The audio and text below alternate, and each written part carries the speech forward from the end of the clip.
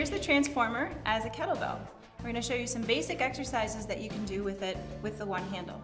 So the first exercise we're going to do is a one arm raise. We're going to have a nice distance between your feet just so you have a good solid base to start from. We want those knees slightly bent. We want that tush to stay nice and tight. Keep that core nice and tight. Good posture, think tall through your whole body. We're going to place your opposite hand on your hip and have the kettlebell in one hand. We're now going to raise that arm all the way up to shoulder level, keeping that elbow nice and soft. We'll do one more on that side, and then switch hands. So now we have the kettlebell in the opposite hand, right hand on your hip, raise that arm up to shoulder level, and back down. Make sure you breathe throughout your whole movement, and keep that elbow nice and soft. That exercise works a lot of that shoulder for you. So now we're going to learn how to do the deadlift with the kettlebell. It's one of the best exercises you can do for the legs, but we want to make sure we learn how to do it correctly so that we protect the knees and we protect the low back. I'm going to turn sideways so you can see a little bit better what the movement looks like and where your body should be. We want to place the feet a little bit wider apart than you will for some of the other standing exercises. You want to have a good solid grip on the kettlebell with both hands. We're going to keep the feet nice and firmly planted on the floor. It's very common for people to rock forward onto the ball of the foot during this movement. That'll put a little more stress on that knee joint. So we want to make sure that we stay back on those heels a little more. We want to make sure that the back stays nice and straight throughout your movement and we don't create a rounded spine so that we protect that low back. What I want you to think about doing is reaching behind you as if you're trying to set the kettlebell down on the floor. So we're going to bend the knees and reach back with the kettlebell and then come back up. Only move within the range of motion that you're comfortable. So if it's a short range of motion in the beginning, that's okay. Don't feel like you have to go all the way to the floor. But we want to get the movement done correctly. So we're going to bend the knees, keep the back nice and straight, and come back up. Let's do a few more. Bend the knees, reach behind you. We're using all the muscles of the legs. We're using the muscles of the tush, those glutes, and we're keeping that core nice and tight. Let's do one more. As you come back up, we make sure we breathe and never lock those knees when you finish that movement. So that was an excellent exercise for the legs. Just be really careful of what you're doing with your back and what you're doing with your knees. We're going to do a pendulum exercise with the kettlebell.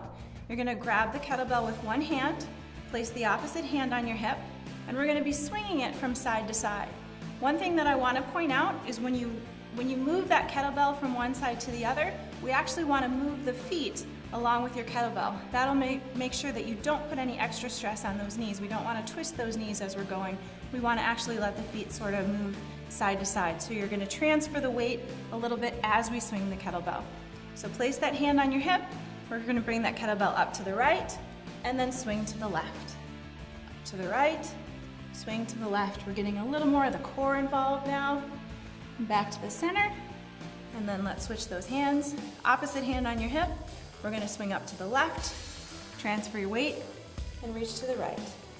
Up, swing, up, swing, and back to center. We're now going to do a one-arm exercise as a row. We're going to work all of the muscles of the back.